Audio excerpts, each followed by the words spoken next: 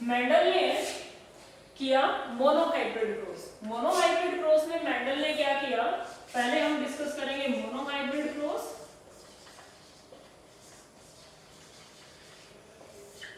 जब monohybrid cross किया गया तो मेंडल ने पर्टिकुलरली क्या किया, एक सिंगल कैरेक्टरिस्टिक फीचर को ही स्टडी करना स्टार्ट किया। मोनो का मतलब सिंगल, हाइब्रिड यानी जो दो के कॉम्बिनेशन से बने। तो एक कैरेक्टर के दो डिफरेंट एलील्स हो सकते हैं, सेट ऑफ एलील्स, वन में बी डोमिनेंट एंड अदर में बी रिसेसिव। तो उन्होंने क्या किया, डोमिनेंट एलील्स को लिया और यहाँ पे उन्होंने रिसेसिव एलील्स को लिया। तो these alleles are responsible for tall plant height, ये प्लांट की हाइट को रिप्रेजेंट करती हैं एलील्स। तो ये हो गए पेरेंट्स। ये ड्वार्फ हाइट को रिप्रेजेंट करते हैं।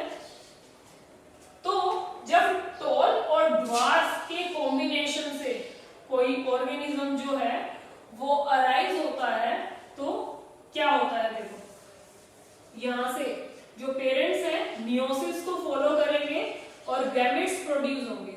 जो यहां से गैमेट्स प्रोड्यूस होंगे, क्योंकि मियोसिस हो रहा है और गैमेट्स प्रोड्यूस हो रहे हैं, तो they will be haploid. These are pairs, they are diploid and they will produce haploid gametes. तो डोमिनेंट जो एलील्स हैं वो डोमिनेंट गैमेट्स प्रोड्यूस करेंगे और जो रिसेसिव हैं वो रिसेसिव गैमेट्स प्रोड्यूस करेंगे। जब डोमिनेंट जो है वो रिसेसिव वाले के साथ कंबाइन करेगा तो हमारे पास कुछ सिमिलर प्रोजेनीज निकलकर आएंगी and they all will be similar.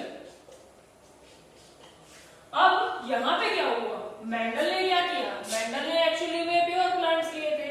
जब मेंडल ने एक्चुअली में प्योर प्लांट्स लिए थे तो ऐसा नहीं होता कि कोई भी एक कैरेक्टरिस्टिक फीचर जो अपने आप को एक्सप्रेस कर रहा है वो दूसरे कैरेक्टरिस्टिक फीचर के साथ जब कंबाइन करेगा तो दोनों ही अपने आप को एक्सप्रेस करेंगे और एक इंटरमीडिएट रिजल्ट देंगे ना, ऐसा कभी नहीं होता। या तो डोमिनेंट ही अपने आप को एक्सप्रेस करेगा और मोस्ट प्रोबेबल कंडीशन यही होती है कि जो डोमिनेंट जीन्स होता है वो अपने आप को एक्सप्रेस करता है, उसके अलावा या जो रिसेसिव जीन्स होते हैं वो अपने आप को एक्सप्रेस कर सकते हैं।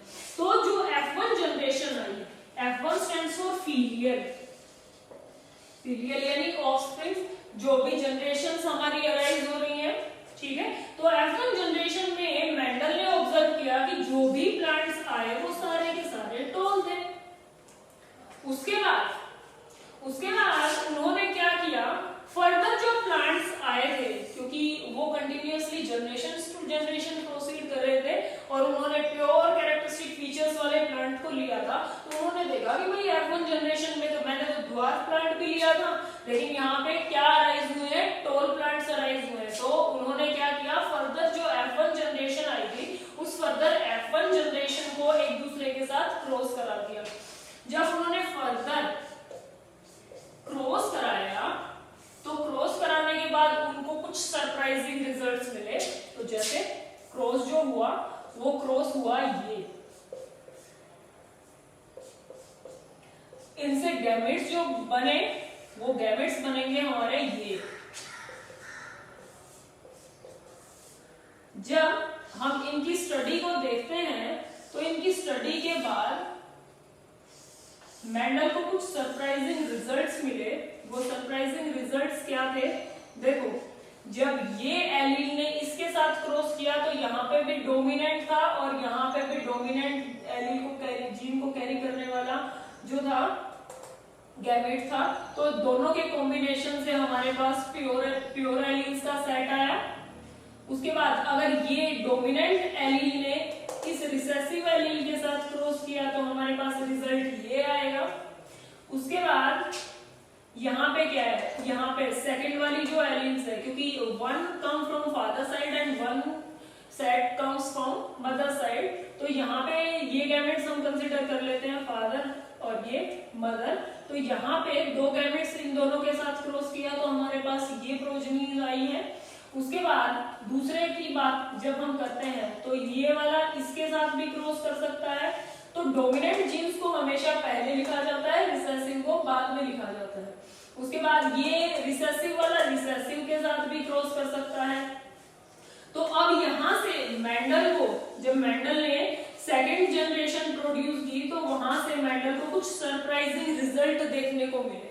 जब उन्होंने देखा तो उन्होंने फाइंड आउट किया कि 3 प्लांट्स ऐसे आए हैं जो टॉल है और एक प्लांट ऐसा आया है जो ड्वार्फ है। ठीक है, तो जब उन्होंने देखा कि ये टॉल है और एक ड्वार्फ है, तो ये क्या हो गया, फिनोटाइप हो गया कि 3 प्लांट तो उन्होंने नेक्स्ट प्रोजेनी में उनको मिले टॉल और एक प्लांट मिला है उनको ड्वार्फ। तो ये एक्चुअली में क्या था, ऐसा नहीं था कि उन्होंने सिर्फ एक ही सेट के ऊपर, उन्होंने बहुत सारे प्लांट्स के ऊपर क्या किया था, काम किया था। ठीक है, तो उन्होंने फाइंड आउट किया कि 75% जो जनरेशन थी, जो F2 जनरेशन थी, वो क्या थी, टॉल थी, और 25% जो जनरेशन थी वो ड्वार्फ थी। अब मेंडल का दिमाग सट्टा, उन्होंने देखा कि जब ऐसा है कि यहाँ की जनरेशन में क्या थे, पूरा का पूरा 100% टॉल थे, और जब नेक्स्ट जनरेशन को आगे बढ़ाया तो यहाँ पे क्या थे, यहाँ पे 75% टॉल थे और 25% ड्वार्फ थे। तो उन्होंने फर्दर अपनी कैलकुलेशंस को आगे बढ़ाया और फर्दर जनरेशंस को फाइंड आउट किया। जब उन्होंने फर्दर जनरेशंस को फाइंड आउट किया तो उन्होंने फाइंड आउट किया कि एक जो सिंगल प्रोजेनी होगी वो एक्चुअली में प्योर टॉल होगी, 2 जो होगी वो हाइब्रिड टॉल है, and 1 will be pure dwarf. तो ये प्रोजेनीज के रिजल्ट मिले। तो ये था मोनोहाइब्रिड क्रॉस। तो मोनोहाइब्रिड क्रॉस के केस में क्या होगा, जो फर्स्ट हमारी जनरेशन आती है वो एग्जैक्टली हाइब्रिड रहे होंगे, और उसके बाद फर्दर जब हाइब्रिड का हाइब्रिड के साथ क्रॉस कराया गया तो ये फाइंड आउट किया गया कि एक्चुअली में जो 25% प्रोजेनीज है वो प्योर रहेंगी, उसके बाद 50% प्रोजेनीज जो होंगी वो हाइब्रिड रहेंगी, और 25% जो प्रोजेनीज होंगी वो प्योर रिसेसिव जीन्स को कैरी करेंगे। तो इससे क्या फाइंड आउट हुआ, इससे फाइंड आउट हुआ कि एक्चुअली में 1 जनरेशन टू नेक्स्ट जनरेशन जब 2 डिफरेंट कॉन्ट्रास्टिंग कैरेक्टर्स को क्रॉस कराया जाता है तो हम जो जनरेशन आती है उसमें दोनों के ही कैरेक्टरिस्टिक फीचर्स को कैरी करने वाले जीन्स के बारे में देखते हैं और उसका फर्दर रिजल्ट फाइंड आउट करते हैं। ये बात हो गई मोनोहाइब्रिड क्रॉस की। जब मेंडल ने मोनोहाइब्रिड क्रॉस किया और ऑब्जर्वेशंस की, तो उन ऑब्जर्वेशंस के बेसिस के ऊपर मेंडल ने कुछ लॉ दिए। फर्स्ट जो लॉ दिया मेंडल ने वो था लॉ ऑफ यूनिट फैक्टर। अब लॉ ऑफ यूनिट फैक्टर क्या होता है, यूनिट का मतलब होता है सिंगल और पेयर, और फैक्टर्स एक्चुअली में क्या थे, जीन्स। तो according to law of unit factor क्या था कि कोई भी जो कैरेक्टरिस्टिक फीचर्स हैं उनको अपीयर करने के लिए अ पेयर ऑफ जीन्स की जरूरत होती है। दूसरा है हमारा law of segregation. Law of segregation के अकॉर्डिंग क्या था कि सेग्रीगेट का मतलब होता है टू सेपरेट आउट, यानी कोई भी जो पेयर ऑफ जीन्स हैं वो ड्यू टू मियोसिस, उस टाइम तक मियोसिस के बारे में नहीं पता था, ड्यू टू मियोसिस क्या है, वो पेरेंटल से जब मूव करते हैं F1 जनरेशन बनाने के लिए तो वो जो फैक्टर्स हैं वो एक दूसरे से सेपरेट आउट हो जाते हैं। ठीक है, तो लॉ ऑफ सेग्रीगेशन में हम बोलेंगे कि गैमेट फॉर्मेशन टेक्स प्लेस। तो मोनोहाइब्रिड क्रॉस से जो मेंडल को आइडिया हुआ या मेंडल को जो रिजल्ट्स फाइंड आउट हुए वो एक्चुअली में क्या थे, लॉ ऑफ यूनिट फैक्टर उन्होंने ला दिया। इस बेसिस पे पहला जो लॉ ऑफ यूनिट फैक्टर कहलाया जिसमें कोई भी पेयर ऑफ फैक्टर्स जो थे वो रेस्पॉन्सिबल थे कैरेक्टरिस्टिक फीचर्स को अपीयर करने के लिए, and second was law of segregation. Law of segregation में segregation stands for to separate out. तो due to meiosis gamete formation takes place in the progeny to find out a new F1 generation. तो ये हमारा monohybrid cross जिसके basis पे हमें 2 law देखने को मिले मेंडल की साइड से। उसके बाद नेक्स्ट जो है वो हम डिस्कस करेंगे। Hello students, today we are going to discuss about laws of Mendel. तो लॉज ऑफ मेंडल में जो चीजें हमने डिस्कस की थी वो था लॉ ऑफ यूनिट फैक्टर और second was law of segregation. तो लॉ ऑफ यूनिट फैक्टर में हमने देखा था कि किसी भी कैरेक्टरिस्टिक फीचर को अराइज करने के लिए एक पेयर ऑफ फैक्टर्स की जरूरत होती है। Factors are actually genes. उसके बाद सेकंड हमने डिस्कस किया था लॉ ऑफ सेग्रीगेशन। तो गैमेट फॉर्मेशन के ड्यूरेशन में जो फैक्टर्स होते हैं वो एक दूसरे से सेपरेट हो जाते हैं। जब हमने मेंडल का मोनोहाइब्रिड क्रॉस देखा तो उसमें हमने देखा कि 75% जो जनरेशन थी वो कैरी कर रही थी डोमिनेंट कैरेक्टर्स को और 1% जो 25% जो थी वो कैरी कर रही थी रिसेसिव कैरेक्टर्स को। उसके बाद जब मेंडल ने फर्दर फाइंड आउट किया तो फर्दर फाइंड आउट करने के बाद पता चला कि एक्चुअली में 25% जो जनरेशन है वो प्योर थी, 50% जो थी वो हाइब्रिड थी and 1% with dominant character with both and 1 यानी 25% with dwarf characters. As a result of this अब इस चीज को मेंडल ने फाइंड आउट किया। जब मैं इस चीज को फाइंड आउट करने के लिए क्या किया गया, इस चीज को फाइंड आउट करने के लिए टेस्ट क्रॉस किया गया। अब टेस्ट क्रॉस क्या होता है? टेस्ट क्रॉस में क्या होता है? टेस्ट क्रॉस में जो भी हमारे पास हाइब्रिड जनरेशन आती है उस हाइब्रिड जनरेशन को हम रिसेसिव पेरेंट के साथ क्रॉस करा देते हैं, प्योर रिसेसिव पेरेंट्स के साथ। जब हम प्योर रिसेसिव पेरेंट्स के साथ क्रॉस कराते हैं तो क्या होता है, ये पेरेंट्स हैं, गैमेट्स फॉर्मेशन होगी,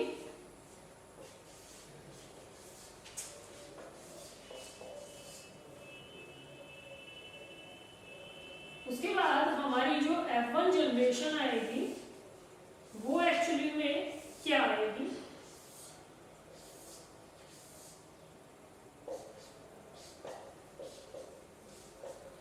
तो ये capital T and small t and when this will cross with this so it will carry both recessive genes and when this cross with this so we will get this and this and this we will get this। तो हमारे पास actually में जो ratio आया है वो actually में जो ratio आया है वो 50 का रेशियो आया है कि 50% विल बी आपके hybrid or with tall or dominant characteristic features and 50% with the pure recessive। तो एक्चुअली में जो रेशियो हमारे पास आया वो 2:2 आया है and the test cross ratio will be 1:1। तो टेस्ट क्रॉस रेशियो चाहे मोनोहाइब्रिड क्रॉस की बात कर लें हम चाहे डाई हाइब्रिड क्रॉस की बात कर लें तो एक्चुअली में पेरेंटल कॉम्बिनेशंस को चेकआउट करने के लिए हम टेस्ट क्रॉस रेशियो करते हैं। इसमें किसी भी F1 प्रोजेनी जो हाइब्रिड प्रोजेनी होती है उसको हम रिसेसिव जीन्स को रिसेसिव पेयर्स ऑफ एलील्स को कैरी करने वाले पेरेंट्स के साथ क्रॉस करवा देते हैं। As a result of which we will get 1:1। तो this is the test cross. तो इससे फाइंड आउट हुआ कि एक्चुअली में जो हमारी जनरेशंस हैं जो हाइब्रिड्स हैं उसमें सिर्फ जो डोमिनेंट जीन्स हैं वो ही अपने आप को एक्सप्रेस कर पाए होंगे, रिसेसिव सिर्फ प्योर कंडीशंस में ही अपने आप को एक्सप्रेस कर पाए होंगे। तो ये क्या था, आपका टेस्ट क्रॉस था। तो इससे पता चला कि एक्चुअली में हमारे जो डोमिनेंट जीन्स हैं वो कैसे एक्सप्रेस किए हैं। उसके बाद मेंडल का डाईहाइब्रिड क्रॉस हम डिस्कस करते हैं। ये बात आप लोगों को याद रखनी है कि टेस्ट क्रॉस में जो रिसेसिव पेरेंट्स होते हैं, जब हम जनरेशन को हाइब्रिड जनरेशन को प्योर रिसेसिव के साथ साथ क्रॉस कराते हैं तो हमें रेशियो मिलता है 1:1 हमेशा। उसके बाद हम डाईहाइब्रिड क्रॉस की बात करते हैं। जब हम डाईहाइब्रिड क्रॉस की बात करते हैं तो डाईहाइब्रिड क्रॉस, डाई का मतलब 2, यानी वो क्रॉस जिसके अंदर दो डिफरेंट पेयर ऑफ जीन्स को हम क्या करना है, दो डिफरेंट सेट्स ऑफ एलील या किसी भी प्लांट के दो डिफरेंट कैरेक्टरिस्टिक फीचर्स को एक साथ क्रॉस कराएं तो that situation is known as dihybrid cross. तो डाईहाइब्रिड क्रॉस में मेंडल ने जो पी प्लांट लिया तो उस पी प्लांट में उन्होंने दो डोमिनेंट कैरेक्टरिस्टिक फीचर्स को क्रॉस करा दिया दो रिसेसिव कैरेक्टरिस्टिक फीचर्स को कैरी करने वाले प्लांट के साथ। तो देखिए यहां से RR stands for round seed and YY stands for cotyledon color, यानी seed color, cotyledon color, cotyledon color, and these are dominant characters when crossed with recessive, तो these are round seed, तो recessive seeds will be wrinkled seed, and yellow cotyledon color, yellow, and the recessive will be green cotyledon color.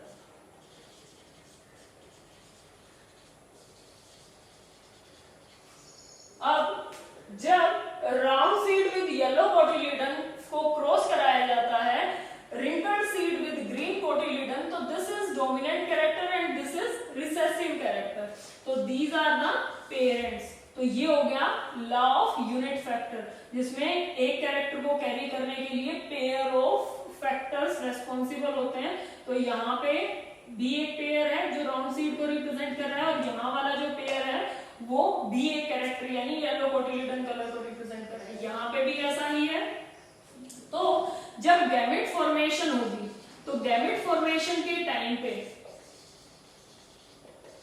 जब gamete formation होगी तो gamete formation के time पे जो ये pairs हैं, ये पेयर्स एक दूसरे से अलग हो जाते हैं। तो यहाँ का एक कैरेक्टर और यहाँ का एक एलील और यहाँ का एक एलील जो होगा वो हमारे गैमेट फॉर्मेशन के टाइम पे अलग हो जाएगा, कुछ ऐसे R एंड Y। ये R एक एलील यहाँ से आया और एक ये, क्योंकि ये एक साथ हम दो कैरेक्टर्स को स्टडी कर रहे हैं तो दोनों ही एक दूसरे के साथ आएंगे, और यहाँ पे भी ऐसा ही होगा। उसके बाद यहाँ पे ये और ये ऐसा ही होगा। ओके, उसके बाद यहां से क्या आएगी F1 जनरेशन। जब F1 जनरेशन आएगी तो इन दोनों में से चाहे कोई भी किसी के साथ भी क्रॉस करे, हमारे पास कॉमन रिजल्ट आएगा। ये कैपिटल R और इसके पेयर को फुलफिल करेगा ये R, तो एक कैरेक्टर हो गया। यहां से Y बच गया और यहाँ का Y इनमें से किसी के साथ भी पेयर कर लेगा, तो ये दूसरा कैरेक्टर, यानी ये सीड के शेप के लिए और ये कोटिलीडन कलर के लिए पेयर है। ठीक है, तो यहां से F1 जनरेशन में जो हमारे पास प्रोजेनी आएगी वो क्या होगी, राउंड सीड विद येलो कोटिलीडन। क्यों? क्योंकि जो डोमिनेंट जीन्स हैं वो अपने आप को एक्सप्रेस कर पाए, रिसेसिव जीन्स अपने आप को एक्सप्रेस नहीं कर पाए। उसके बाद हम क्या करवाते हैं, F2 जनरेशंस निकालते हैं। तो जब हम F2 जनरेशन निकालते हैं तो F2 जनरेशन में क्या होता है, जो हाइब्रिड हमारे पास आता है उस हाइब्रिड को उस जैसे ही दूसरे हाइब्रिड के साथ हम क्या करवा देते हैं, क्रॉस करवा देते हैं। तो ये हो गया हमारा एक हाइब्रिड, और इसको हम अगर क्रॉस करवा दें इसके साथ तो हमारा जो रिजल्ट होगा वो क्या होगा, देखो। तो ये हो गए, ये पेरेंट 1 का हो गया, ये पेरेंट 2 हो गए। यहां से गैमेट फॉर्मेशन होगी। अब जब गैमेट फॉर्मेशन होगी तो 4 पॉसिबल कॉम्बिनेशंस बनेंगे, यहां से भी 4 और यहां से भी 4। तो जब गैमेट फॉर्मेशन हुई तो यहाँ पे क्या हो सकता है गैमेट फॉर्मेशन टाइम पे दोनों ही गैमेट्स जो हो वो डोमिनेंट रहे हो सकता है एक डोमिनेंट और दूसरा रिसेसिव रहा हो सकता है दोनों ही रिसेसिव एलील्स को कैरी कर रहे हैं, क्योंकि ये और ये दोनों सिमिलर है तो यहां से भी ये गैमेट्स बनेंगे और यहां से भी यही गैमेट्स बनेंगे, ठीक है। यानी हमारे पास टोटल 8 सिमिलर गैमेट्स आएंगे, ये और ये, जिसमें यहाँ पे क्या है कि दोनों ही डोमिनेंट जीन्स हो सकते हैं, एक डोमिनेंट और एक रिसेसिव हो सकता है और दोनों ही रिसेसिव भी हो सकते हैं। तो अब यहाँ पे क्या हुआ है, हमने यहाँ पे रिसेसिव जीन को पहले लिखा है, क्यों? क्योंकि अभी थोड़ी सी देर पहले जब पहले लेक्चर में हमने डिस्कस किया था कि हमेशा डोमिनेंट जीन्स को हम क्या करते हैं, पहले लिखते हैं, लेकिन ये एक फर्स्ट कैरेक्टर को रिप्रेजेंट कर रहा है तो इसलिए ये पहले आया है और दूसरा कैरेक्टर ये है।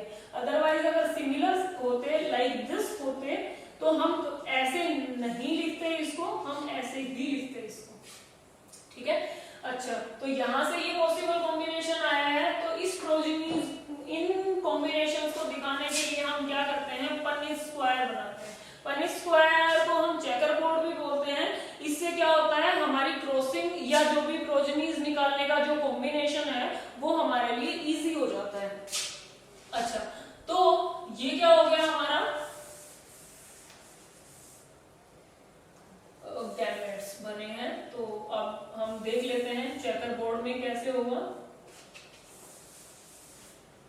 कुछ ऐसे हमारे पास कॉम्बिनेशन ये थे,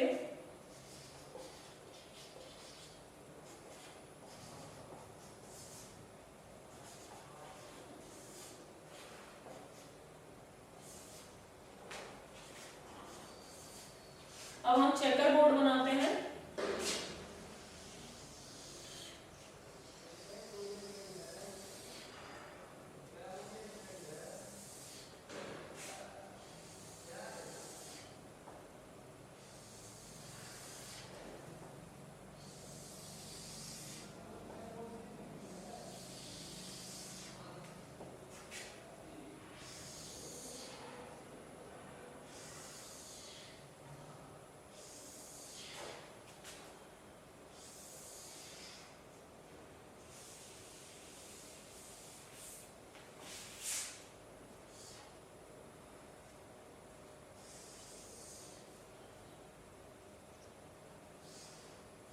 मेल और फीमेल गैमेट्स, तो हमारे पास पॉसिबल कॉम्बिनेशंस जो गैमेट्स के होंगे वो कुछ ये होंगे, यहाँ पे भी यही होंगे क्योंकि सिमिलर है तो यहाँ पे भी सेम रहेंगे।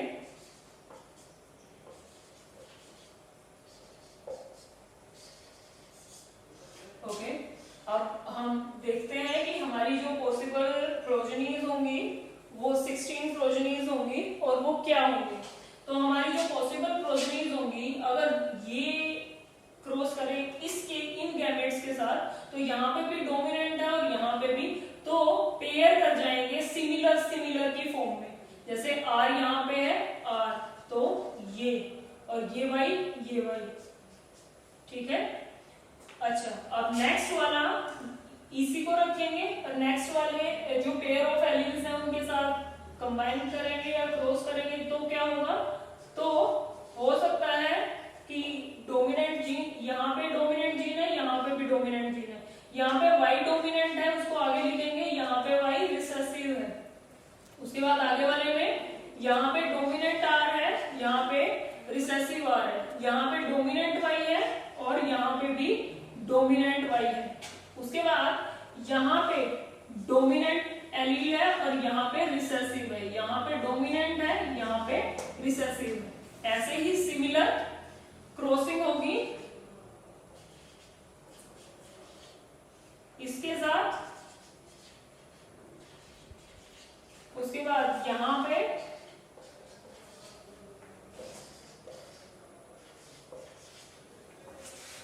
यहाँ पे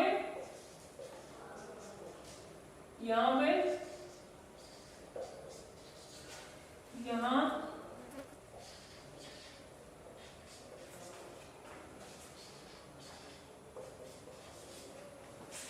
यहाँ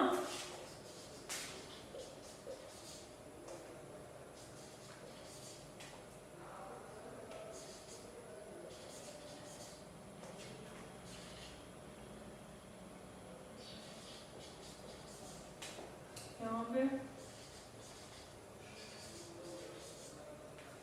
जब डाइहाइब्रिड क्रॉस में मेंडल ने ऑब्जर्व किया तो मेंडल की ऑब्जर्वेशंस हिल गई। क्यों? क्योंकि जो एक्चुअली में डाइहाइब्रिड क्रॉस में प्रोजेनीज आई या जो भी कैरेक्टरिस्टिक फीचर्स अपीयर हुए वो कैरेक्टरिस्टिक फीचर्स एक्चुअली में मेंडल के मोनोहाइब्रिड क्रॉस का जो रिजल्ट था उस रिजल्ट से बहुत ज्यादा डिफरेंट थे। कैसे? हम फिनोटिपिक रेशियो से देखते हैं। जब हम फिनोटिपिक रेशियो से देखते हैं तो मेंडल को जो डाइहाइब्रिड क्रॉस में रेशियो मिला वो एक्चुअली में ऐसे कॉम्बिनेशंस मिले जो उनके पेरेंट्स में भी नहीं थे। देखो कुछ ऐसे, जैसे यहाँ से जो हमारे पास डोमिनेंट एलील्स थी उन डोमिनेंट एलील्स ये कॉम्बिनेशन जो था वो राउंड विद येलो कोटिलीडन के लिए रेस्पॉन्सिबल था, ये राउंड ग्रीन के लिए रेस्पॉन्सिबल था, ये रिंकल्ड येलो के लिए रेस्पॉन्सिबल था और ये जो था वो एक रिसेसिव प्रोजेनीज थी, वो थी रिंकल्ड विद ग्रीन। तो जब हमने कॉम्बिनेशन देखा था या जो भी पेरेंट्स हमने लिए थे हमारे पास कॉम्बिनेशन तो सिर्फ दो थे, round with yellow seed and wrinkled with green cotyledon colour. हमारे पास ये दोनों तो थे ही नहीं कि राउंड प्लस ग्रीन और रिंकल्ड प्लस येलो। तो जो डाइहाइब्रिड क्रॉस आया उसमें प्रोजेनीज जो थी वो चेंज हो गई और फिनोटिपिक एक्सप्रेशंस जो थे वो चेंज हो गए। तो एक्चुअली में जो फाइंड आउट किया गया तो मेंडल को कुछ ये फिनोटिपिक रेशियो मिले, राउंड विद येलो कोटिलीडन हमारे पास था। दूसरा जो कॉम्बिनेशन मिला वो राउंड ग्रीन का था। तीसरा जो कॉम्बिनेशन था वो रिंकल्ड येलो का था and fourth combination was wrinkled green जो हमारे पास था। अब जब मेंडल ने जीनोटिपिक रेशियो देखा तो कुछ ऐसी कंडीशंस निकल कर आई, कुछ ऐसा रेशियो आया, 1 round yellow, second round yellow, third, fourth, fifth, 6, 7, 8 and 9. 9 will be round yellow. Next is this round green. So round green were 3. 1, 2 and 3. Now wrinkled yellow will also 3. 1, 2 and 3. And 1 will be pure recessive. तो जो dihybrid cross ratio आया वो 9:3:3:1 आया। तो यहाँ से Mendel के concept हिले कि एक्चुअली में ऐसा क्या था कि जो जीनोटिपिक रेशियो और फिनोटिपिक रेशियो हमारे पास आए हैं वो एक्चुअली में एक दूसरे से मोनोहाइब्रिड रेशियो से इतने अलग हैं कि हमारे पास वो चीजें निकल कर आई जो हमारे पास थी ही नहीं, क्योंकि राउंड ग्रीन और रिंकल्ड येलो जो था वो हमारे पास नहीं था। तो ये this we will discuss about in next lecture कि एक्चुअली में ऐसा क्यों हुआ। तो पिछले चैप्टर में, पिछले सेशन में हमने डिस्कस किया था एक्चुअली में डाइहाइब्रिड क्रॉस के बारे में। उसके अलावा जब डाइहाइब्रिड क्रॉस किया गया तो मेंडल को कुछ सरप्राइजिंग रिजल्ट्स मिले जो एक्चुअली में उसके पेरेंटल कॉम्बिनेशंस में नहीं थे। तो इस रिजल्ट के बेसिस के ऊपर या इन कैलकुलेशंस के बेसिस के ऊपर मेंडल ने फाइंड आउट किया कि एक्चुअली में जो जीन्स अपने आप को एक्सप्रेस कर रहे हैं या जो पेयर ऑफ एलील्स प्रोड्यूस हुए हैं और उनके जो एक्सप्रेशंस हैं वो एक्चुअली में इंडिपेंडेंट है एक दूसरे के, ठीक है, वो किसी भी जनरेशन में एक दूसरे के साथ ब्लेंड नहीं करते हैं। तो इस बेसिस के ऊपर उन्होंने अपना नेक्स्ट लॉ दिया, law independent assortment. Law of dependent assortment के अकॉर्डिंग क्या था कि जो भी पेयर ऑफ जीन्स होते हैं, जो भी पेयर ऑफ एलील्स हैं, वो अपने आप को इंडिपेंडेंटली एक्सप्रेस करते हैं, इंडिपेंडेंटली एक्सप्रेस करते हैं। इंडिपेंडेंटली एक्सप्रेस करने का मतलब यानी एक जीन के ऊपर, किसी भी एक जीन के ऊपर किसी दूसरे जीन का कोई इफेक्ट नहीं होता। जैसे यहाँ पे क्या है, ये एक पेयर ऑफ जीन है, ये जो पेयर ऑफ जीन है ये क्या है, पेयरिंग की है, लेकिन गैमेट्स है, गैमेटिक स्टेज में है। तो जब ये गैमेटिक स्टेज में है तो ये जो गैमेट है ये रिंकल्ड सीड के कैरेक्टरिस्टिक फीचर के लिए रेस्पॉन्सिबल होगा और ये येलो कोटिलिडन के लिए। तो एक्चुअली में यहाँ पे क्या है, ये जो पेयर है और जब ये किसी दूसरे पेयर के साथ कंबाइन कर रहा है और एक कॉम्बिनेशन आ रहा है हमारे पास, तो वो जो कॉम्बिनेशन आ रहा है उस कॉम्बिनेशन के अंदर ऐसा कुछ नहीं है कि ये पेयर जो होगा वो इसको, या ये पेयर जो है वो इसको किसी भी तरीके से इन्फ्लुएंस करेगा। यानी यहाँ पे इन्फ्लुएंसिंग नहीं होती, ये पेयर अपना अलग कैरेक्टरिस्टिक फीचर को एक्सप्रेस करने के लिए रेस्पॉन्सिबल है और ये जो पेयर है ये किसी और एक्सप्रेशन, किसी और कैरेक्टर के एक्सप्रेशन के लिए रेस्पॉन्सिबल है। यानी दोनों ही एक दूसरे के इंडिपेंडेंट हैं। ऐसा नहीं है कि अगर राउंड सीड है तो येलो कोटिलिडन ही होंगे, कोटिलिडन का कलर चेंज भी हो सकता है। ग्रीन कोटिलिडन है तो ये कंपल्सरी नहीं है कि रिंकल्ड सीड ही होंगे, राउंड सीड भी हो सकते हैं। तो इसका मतलब यहां से मेंडल ने कंक्लूजन निकाला और अपना नेक्स्ट लॉ दिया, लॉ ऑफ इंडिपेंडेंट असोर्टमेंट, जिसमें पेयर ऑफ एलील्स जो होती हैं वो इंडिपेंडेंटली अपने आप को एक्सप्रेस करती हैं and characteristic features do not blend. मतलब जो भी कैरेक्टरिस्टिक फीचर्स होते हैं वो मर्ज अप नहीं होते, मिक्स नहीं होते, एक दूसरे के इंडिपेंडेंट रहते हैं। इस चीज को एक्सप्लेन किया सटन और बोवेरी की क्रोमोसोमल थ्योरी में। तो क्रोमोसोमल थ्योरी ऑफ इनहेरिटेंस आई जो सटन एंड बोवेरी ने दी थी। सटन एंड बोवेरी ने जो थ्योरी दी थी वो मेंडल्स के लॉज को फुलफिल कर रही थी।